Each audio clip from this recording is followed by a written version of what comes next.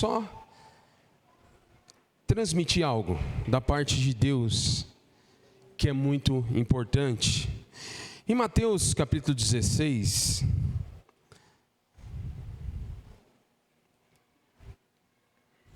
a partir do verso 13, e o tema que eu quero trabalhar aqui com vocês é: quem é Jesus? Quem é esse Jesus que a orquestra tocou? Quem é esse Jesus que tanto a gente fica falando? Quem é esse Jesus que vai retornar? Quem é esse Jesus onde a gente coloca a nossa esperança? Quem é esse Jesus? Presta atenção na leitura do texto. Diz assim, versículo 13, Mateus 16, 13. Indo Jesus para a região de Cesareia de Filipe, perguntou aos seus discípulos: quem aos outros dizem que é o Filho do Homem? Algumas versões vai trazer: quem diz que eu sou? Aí eles responderam: uns dizem que é João Batista, outros dizem que é Elias, outros dizem que é Jeremias, ou um dos profetas. Ao que Jesus perguntou: e vocês, quem dizes que eu sou? Respondendo, Simão Pedro disse: o Senhor é o Cristo, o Filho do Deus vivo. Então Jesus lhe afirmou: bem-aventurado é você, Simão Barjonas, porque não foi carne e sangue que revelaram isso a você, mas meu Pai que estás nos céus. Quem é Jesus? Essa cena que acontece, é importante a gente entender o contexto histórico. Ela acontece em Cesareia de Filipe, uma região extremamente significativa. Ela ficava localizada ao norte de Israel, próximo ao Monte Hermon, centro de culto pagão, especialmente ao deus grego Pan. Havia uma grande caverna conhecida como Porta do Hades. Também existia culto ao imperador romano, adoração política. Ou seja, Jesus vai fazer essa pergunta emblemática num lugar que era extremamente dominado pela idolatria, relativismo e confusão espiritual. Jesus não podia ter perguntado isso no templo? Ou quando estiver em outro lugar? Jesus faz questão de um lugar totalmente contrário à fé e faz essa pergunta: quem eu sou? E vocês, quem dizes que eu sou? Essa não é apenas uma pergunta teológica, é a pergunta mais importante da vida. E a primeira ideia que eu quero trabalhar com vocês rapidamente é que a opinião dos homens sobre Jesus. Jesus começa perguntando: quem os homens dizem ser o Filho do Homem? Respostas: João Batista, Elias, Jeremias ou algum profeta. Ninguém falou que ele era um charlatão. Alguém falou aqui nas respostas? Não. Ninguém falou que ele era um mau caráter. Tudo comparando com profetas. Todas respostas respeitosas, mas insuficientes. O mundo até reconhece Jesus como alguém importante, mas evita reconhecê-lo como Senhor. C.S. Lewis diz assim: um homem que fosse apenas homem e dissesse as coisas que Jesus disse, não seria um grande mestre moral, ou seria um lunático, ou então seria o Senhor. Não existe neutralidade. Ou Jesus é Senhor, ou não é nada do que disse ser. Hoje, muitos dizem: Jesus foi um bom mestre. Mas isso é rejeitar sua verdadeira identidade. Talvez você que é cristão, já deve ter compartilhado com alguém sobre o Evangelho. E que normalmente as pessoas falam para você sobre Jesus? Legal. Jesus foi alguém legal, bacana. Foi um iluminado. Algumas seitas chamam ele de que ele foi alguém iluminado.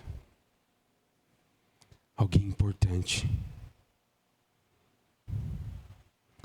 Mas a segunda verdade é que a revelação do Pai sobre Jesus, e está no versículo 15, que nós estamos lendo, ao que Jesus perguntou: e vocês, quem dizem que eu sou? Agora Jesus perguntou para os discípulos: o que as pessoas andam perguntando sobre mim? Mas agora Jesus direciona a pergunta aos seus discípulos: e vocês, quem dizem que eu sou? Apertou a pergunta. Pedro responde: tu és o Cristo, o Filho do Deus vivo. Aqui não é opinião, é revelação divina. Pedro sabia, diante de um lugar totalmente voltado a práticas e cultos, a outros deuses, Pedro fala com convicção: tu és o Cristo, o Filho do Deus vivo. E Jesus declara: não foi carne e sangue que te revelaram, mas meu Pai. E aí vem uma verdade central: ninguém conhece Jesus verdadeiramente apenas por lógica. É necessário a revelação de Deus. E hoje, nessa manhã, você que ainda não conhece a Jesus, depois de uma enxurrada de músicas falando sobre Cristo, quem é Cristo, você só pode conhecer Ele através da sua palavra. O próprio Jesus disse isso. Olha que Ele mesmo falou sobre Ele ali, ó. João 5:39, olha que interessante. Deixa eu ver se eu estou no texto correto aqui. 5:39. Vocês examinam as Escrituras porque julgam ter nelas a vida eterna. E são elas mesmo que testificam de quem? De mim. Só tem um jeito de você chegar à verdade, conhecendo a verdade. E qual o livro que apresenta essa verdade? É o Senhor Jesus. E Pedro não falou aquilo da boca para fora. Tanto é que Jesus fala: ó Pedro, não foi carne e sangue, mas foi meu Pai que revelou. João Calvino vai dizer que não basta que Cristo seja conhecido externamente, é necessário que o Pai o revele internamente pelo Espírito. A fé verdadeira não nasce de tradição, cultura ou religião, nasce de revelação espiritual. E aqui eu tenho uma pergunta que eu preciso fazer. Você prestou atenção na última música? Quando se fizer chamada, a música é bem enfática. Quando se fizer chamada, lá estarei. Você tem certeza disso que você acabou de cantar? Ah, não, eu cantei porque o Sr. Horst estava bem animado ali, deu até uma vontade de cantar, né, Sr. Horst? Ele rege com vontade, né? Não, querido. Empolgação não vai te levar para o céu.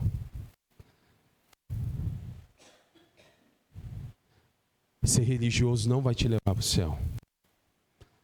Ter 300 anos de igreja não vai te levar para o céu.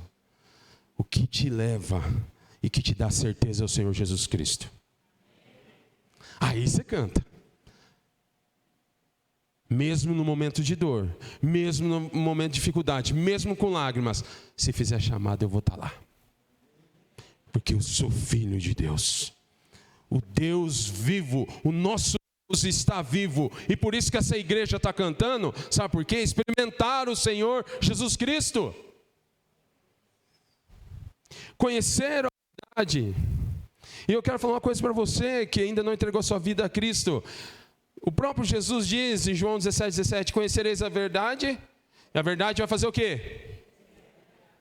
João 8:32, melhor. O que João 17:17 diz, santifica-os na verdade, tua palavra é a verdade. E 8:36 diz, se verdadeiramente o Filho libertar, verdadeiramente sereis livres. Jesus quer te libertar. Você que não conhece Jesus, hoje pode ser Páscoa para você de verdade. Não é aquela tradição de reunir a família, uma Páscoa genuína. E você poder cantar no final do dia, eu vou estar lá. Eu vou estar com o Senhor Jesus. terceira verdade desse texto é uma confissão que transforma a vida. Essa confissão é algo extraordinário, e Deus vai revelar algo para o apóstolo Pedro, que eu não sei se ele entendeu bem ali na hora, mas Jesus falou. É uma confissão que transformou a vida. Isso continua. Ele fala ali no final do versículo 17, né? Bem-aventurado é você, Simão Bar-Jonas, porque não foi carne e sangue que revelaram isso a você, mas meu Pai que está no céu. Também eu lhe digo que você é Pedro, e sobre esta pedra edificarei a minha igreja. Deixa eu arrumar esse versículo na sua cabeça. Esta pedra, Jesus está puxando para ele, porque no português esta é algo que está próximo. Ele não está falando que Pedro é o Senhor da igreja, mas ele está dizendo, no grego é assim, você é pedrinha, lasca de pedra, e sobre essa rocha, que sou eu vou edificar a igreja. Você prestou atenção no começo da mensagem que eu falei? Tinha um negócio dentro daquela cidade, uma caverna conhecida como Porta do Inferno. E Jesus falou o quê? Que as portas do inferno não prevalecerão contra a igreja. Depois daquela convicção, ainda Jesus continuou falando isso para ele. Você é Pedro, e sobre essa pedra edificarei minha igreja, e as portas do inferno não prevalecerão contra ela. A confissão de fé em Cristo, o reconhecimento de quem Jesus é, as portas do inferno não vai prevalecer. Uma fé correta sobre Jesus gera identidade firme. Quem aqui é filho de Deus? Por que você levantou a mão? Porque você sabe de quem que você é filho. Autoridade espiritual, segurança eterna.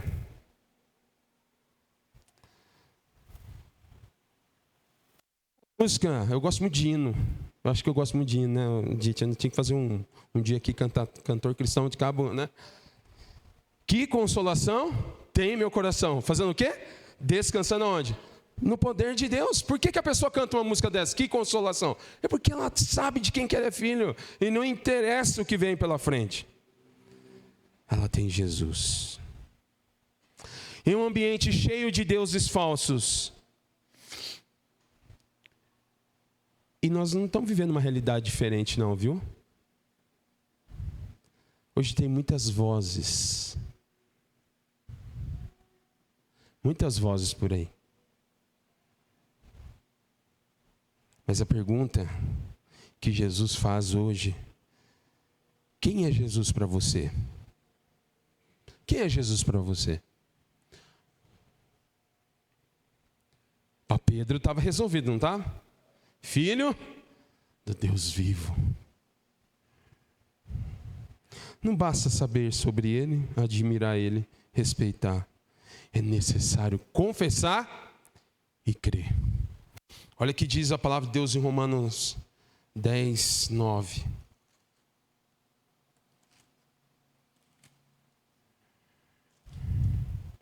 Se com a tua boca confessar Jesus como Senhor e em seu coração, não basta falar.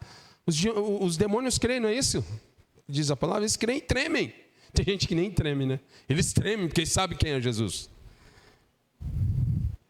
Se com a tua boca você confessar Jesus como Senhor e em seu coração, aqui é a mudança, crer que Deus o ressuscitou dentre os mortos, você será salvo.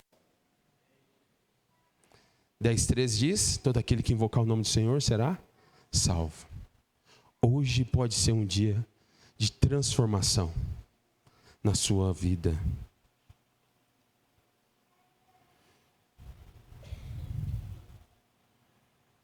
Em um mundo plural, como Cesareia de Filipe, muitos deuses, muitas verdades, muitas vozes. Jesus continua perguntando hoje: quem você diz que eu sou? Quem é Jesus para você? Para mim, Lucas Ramos Mainart, Ele é meu Salvador e Senhor. Eu louvo a Ele todos os dias. E eu estou muito feliz nessa manhã, porque Ele está aqui. E Ele pode te salvar. A orquestra vai tocar a última música. E depois eu quero orar com vocês.